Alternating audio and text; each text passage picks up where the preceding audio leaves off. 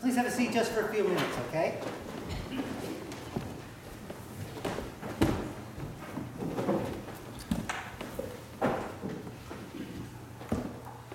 By the by, eventually I'm going to need a metaphor, and I need to know, are there any swimmers in this group? People who dive off of diving boards? I mean, even if you don't do it now, but you've done it. But raise your hand. Okay. Just so, all right, so I know this is going to make sense to you. Okay. I hope.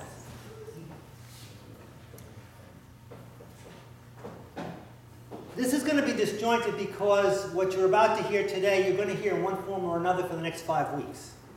And there's a reason for this. And I need to give you a little context so that you can appreciate the scriptures better as you come for the next several weeks.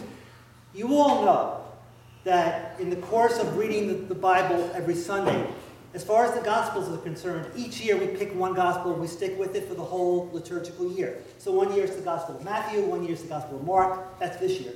And one year it's the Gospel of Luke, and we just keep alternating Matthew, Mark, Luke as the years go by. But there's a problem with the Gospel of Mark. And the problem is, it's short.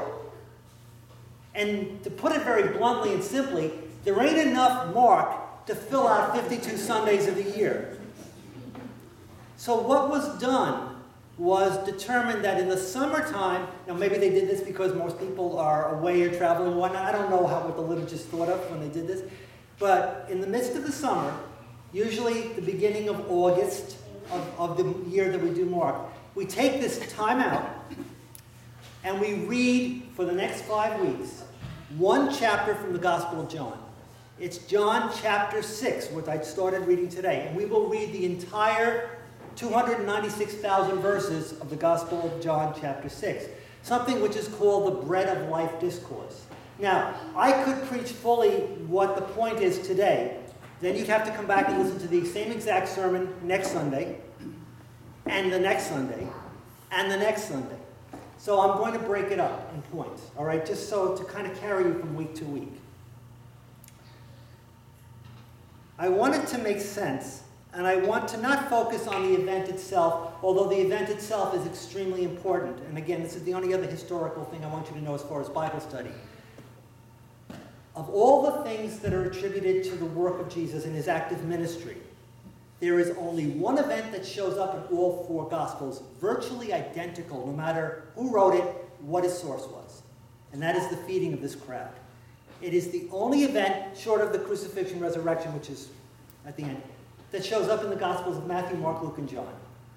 Virtually identical, except John has his own little spin. And that's going to be important because that's what we're going to talk about today. We're going to talk about what it means to be a believer, what it means to have faith. Faith, even though you and I are very flawed, very limited, and not perfect in our understanding and our commitment. So let me bring this back to the event, okay? A wandering carpenter preacher is gathering crowds. He has a reputation as a healer. People become inquisitive. People will follow the preacher. They follow him out into an unpleasant area. There's no Stop and Shop. There's no gas station, convenience store. There's nothing out there. If you didn't bring food with you, as the movie said, Houston, we have a problem, okay? So you have this huge crowd coming out. They're isolated, and the question is posed, how are we going to feed these people? And Jesus looks around and said, okay, how are you going to feed them? It's about faith and commitment. It's about imperfect faith, but even acting with imperfect faith. And I'm going to give you an example of what imperfect faith really is, okay? Now, I want to see the hands again of the people who've dived off a diving board in their lives, all right? Tell me if this makes sense to you. I'm a person who's never done so, although I swim quite well. I have no ability to make that dive. I can't twist my body in the right way. I don't like looking down at that water. So imagine somebody like me at the age of 11 or 9 or 65 or whatever. I come to the edge of the diving board and you put your toes over the edge, okay? And you look down and the water is deep and there is a line building up behind you and there is a lifeguard staring at you. What do? You don't want to jump with every fiber of your being, and yet, ironically, part of your body has already made that commitment because your little toes are already hanging over the edge. Now, all you have to do is follow your toes.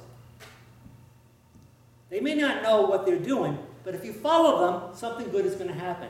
And that's basically what happened this morning, and this is what I share with you. John writes in a very difficult way. If you talk to any clergy type, they'll tell you they hated the quotes in the Gospel of John because very simply, unlike any other book in the Scriptures, in the Gospel of John, the shortest distance between 2 points is a circle. He never says anything directly. Everything is metaphor, it's parable. Don't say it in a sentence if you can say it in a paragraph. Don't say it in a paragraph if you can say it in a page. Okay? But John weaves this account, his memory, is that none of this happens except for the fact you have one of the 12, almost in a mocking sort of way, comes to Jesus and said, well, we got this kid here, and he's got a couple of loaves of bread and a couple of fish. And aren't you glad we use bread and wine at Eucharist and not bread and fish? But that's a whole other sermon, okay? What is that going to do to help? And I've always, as I've read the account and as I've prayed about it and reflected on it, this is just rung with so much authenticity. Have any of you as adults ever been in a position where you see a child acting out of just simple innocence, offering something to someone with no expectation of a thank you, without even being told this is going to work or not going to work, but just out of the sheer goodness? I mean, I have. Has anyone else been in that position? Moms, grandparents, all right? I have this vivid memory of my granddaughter when she was like 7 or 8 and coming over, and I was studying for some exam or something, and both Joanne and Jesse's mom, Noelle, they try to get me to take a break. I wouldn't take a break, so what does Jessica do? She goes and she gets this muffin, okay? Now, yes, it had chocolate in it, so I was doomed. All right. But the point is, she grabs the muffin, she walks over to me, and she says, will you share the muffin with me? Now, how do you say no to that? The point I'm trying to make is, if you look at the event as it's given to us in the Scriptures, this wonderful moment where one young person who's just not astute enough, not theologically sophisticated enough, not knowledgeable enough to know how stupid the gesture was, and comes to Jesus with everything he had and says, use this. And that's what worked. And that is my definition of what faith calls us to do. We take what we have, as limited, as silly, as ineffective as anyone might judge it to be, and we hand it over to the Lord, and we say, take it, and do with it as you will. Let me help you. And that's what this is about. The image I got on a retreat once, many years ago, an older priest, I think it was in college. He said, you know, sometimes human beings, our faith is nothing more than a woolen blanket with holes in it. And yeah, there are holes. It's not perfect. But the blanket is the beginning of you getting warmer. Whatever the Lord has given you, whatever gifts you have, no matter how limited, no matter how much you believe it's not going to accomplish anything, there are so many problems, and I can't fix them all. Take what you have and let the Lord use it. Follow the example of the kid. That's what it means to be a true disciple.